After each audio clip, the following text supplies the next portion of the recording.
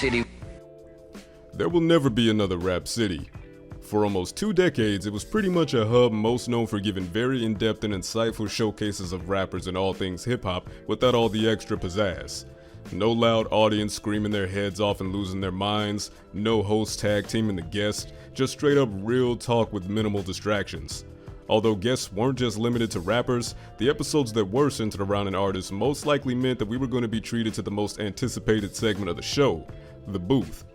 Rappers would step into the booth with either a written or straight freestyle and be put on the spot with random instrumentals. To be honest, I watched Rap City for this segment more than anything. The booth was basically considered a rite of passage. You had to incinerate it if you stepped in there, so the pressure was on. Some of the thoughts and things I could remember about Rap City. I remember my first time going, I think I was with the Hot Boys. We got in the booth, and you know, I remember just being nervous about the booth the night before, like having a rap ready, like don't mess up, like all that. And I never changed that. And every time I came, I went on there, I got in the booth and I annihilated it. Not to mention Big Tigger, the host most commonly associated with Rap City, would routinely flow off the top, and he even had quite a few moments of outshining the guests. Now, I'm a 90s baby and I didn't have cable in the beginning, so I didn't watch a lot of the early Rap City. And like a lot of you, I grew up in the Big Tigger era from about 99 to 2005. But before Rap City was centralized in the basement and given its most recognizable identity, Big Tigger was preceded by a handful of hosts going all the way back to 1989. Those hosts were Chris Thomas, aka the mayor of Rap City, Hans Prime Dobson, Prince DeJour, Joe Claire, and Big Les. If you're not familiar with her, I guarantee you that you've seen her dance before. Keep your head up, boy, keep your head up, that's right. Whenever this fight gets up, you gotta fight with my homegirl standing to my left, am I right? In the earlier days, the hosts were more in the field. They took it to the streets and would interview rappers in their respective cities. From the mind of Alvin Jones, Rap City was the perfect gateway to help bridge hip-hop to the mainstream. It was apparently a direct reaction to artists voicing their frustration with not getting much spotlight on BET, which was supposed to be the home of black culture. After orchestrating Rap Week, which was to be an entire week of rap programming, the feedback and ratings did more than anything on the network prior. A second Rap Week was done, and yet again it did numbers.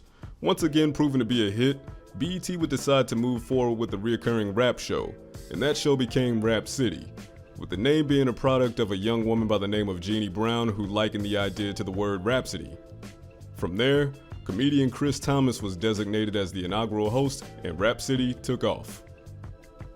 Globe to bring you the constellate variety of sports, the thrill of victory, and the agony of defeat. Welcome to Rap City. I'm Howard Cosell, and of course, today's competition will be notified.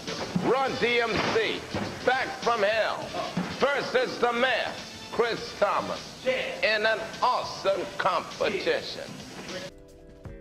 Rap City was necessary. Now, if you ask most people about rap shows from back in the day, you may hear Yo MTV Raps thrown in the mix, but the key differences in the programs were censorship and diversity. Yo MTV Raps would face backlash in 1991 for pulling Public Enemy's By the Time I Get to Arizona video, deeming it too violent. There were other instances of hip-hop censorship as well, which is wild because MTV seemed like it was pretty raunchy back then, but that's a video for another day. Also, Yo MTV Rap seemed to only focus on East Coast and West Coast rap, whereas Rap City took you everywhere, which is another reason why a lot of people credit it for giving rap a true mainstream push. By 1993, Yo MTV Raps would trim down its runtime to only air on Fridays and for 2 hours, and that was that. Now, Hans Prime Dobson would be the second host of Rap City, and he was younger than the first. Therefore, he was more in tune with the youth and hip-hop culture. He even mentions that BET executives were a bit shaky with delving more into hip-hop, and the owner Bob Johnson didn't even respect it, labeling it a fad. That is until he saw Yo MTV Raps blow up. Prince DeJour would keep the momentum going and hold things down until about 1994. As time went on, hip-hop would grow significantly. Rap City would eventually become a platform for you to look deeper into the culture of hip-hop, the culture that goes beyond just videos. And as former host Joe Claire recalls, Rap City did what they could to help unify hip-hop with the East Coast-West Coast beef still looming. Part of building hip-hop as a nation meant being unbiased. In a Rap City interview that many of you probably remember, Joe would be the very last person to have a televised interview with the Notorious B.I.G. on February 24th, 1997. And as we all know, Biggie would lose his life only 13 days later. Leslie Seeger, aka Big Les, was an amazing host in her own right as well, and did her part holding it down while co-hosting with Joe Clair throughout the late 90s, until the millennium approached.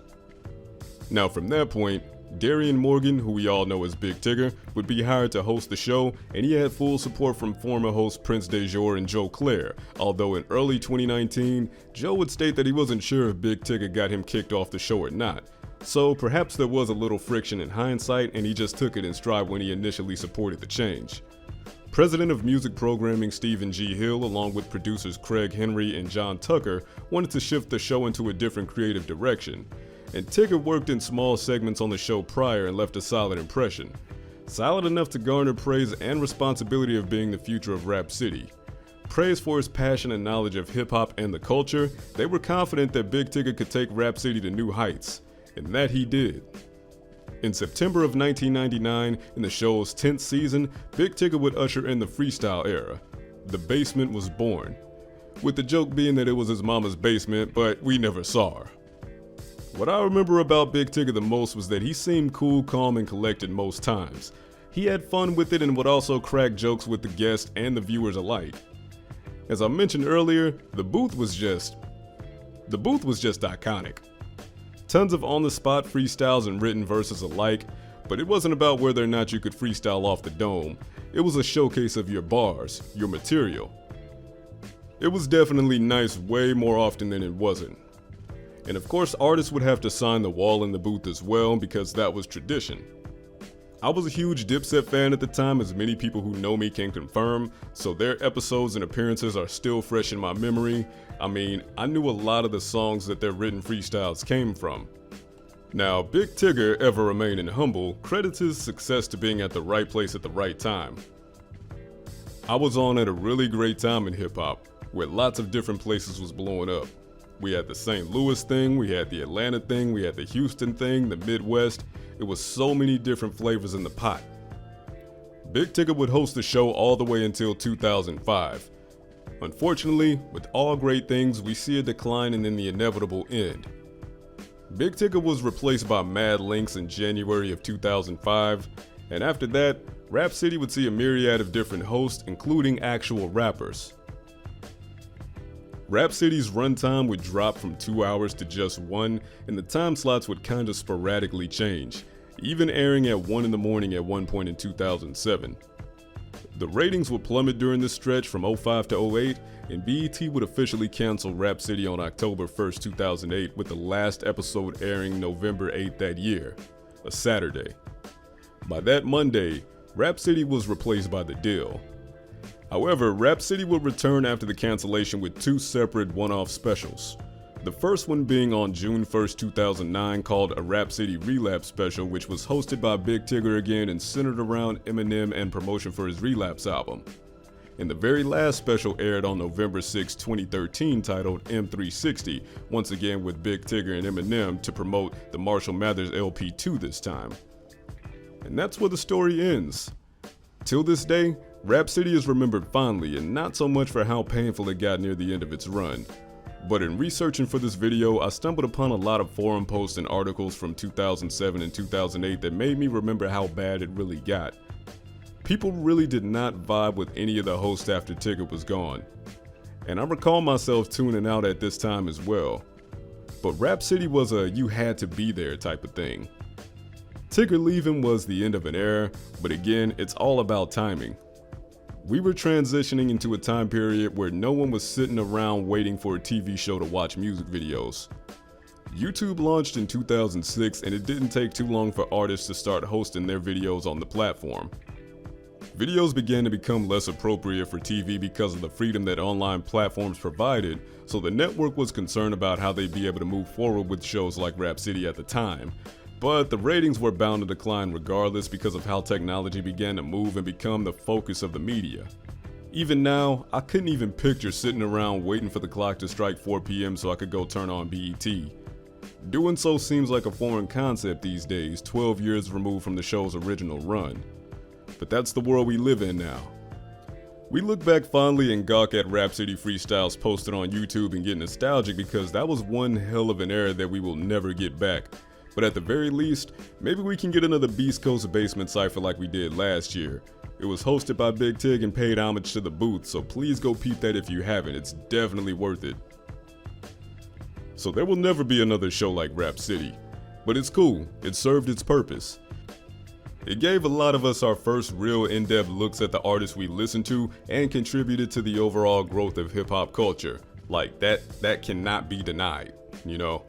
So if you watched it before 106 in Park came on, or before Dragon Ball Z like I did, or if you watched it before that era at all, leave your comments below. Let me know your favorite moment, your favorite interview, your favorite freestyle in the booth, all of that. Just let me know. Let's talk about it in the comments below. And with that said, thank you guys for watching. I'm out.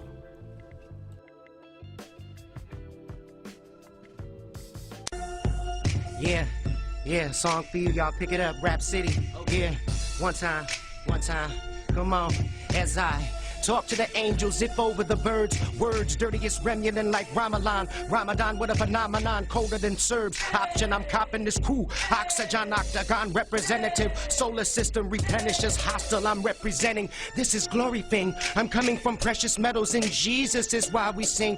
Edible without that monster, we mashing them. Keeping it the holiest, summer do it for real. That's why my bottom is steel. My soul is a gift of God and Japheth. I'm feeling like Noah, my daddy is kosher, a soldier. Holla, it's just a thought. The system's never for me. The place that I've been, nobody really wanna see. I thankfully clean the area gleefully as we move and keep it with you.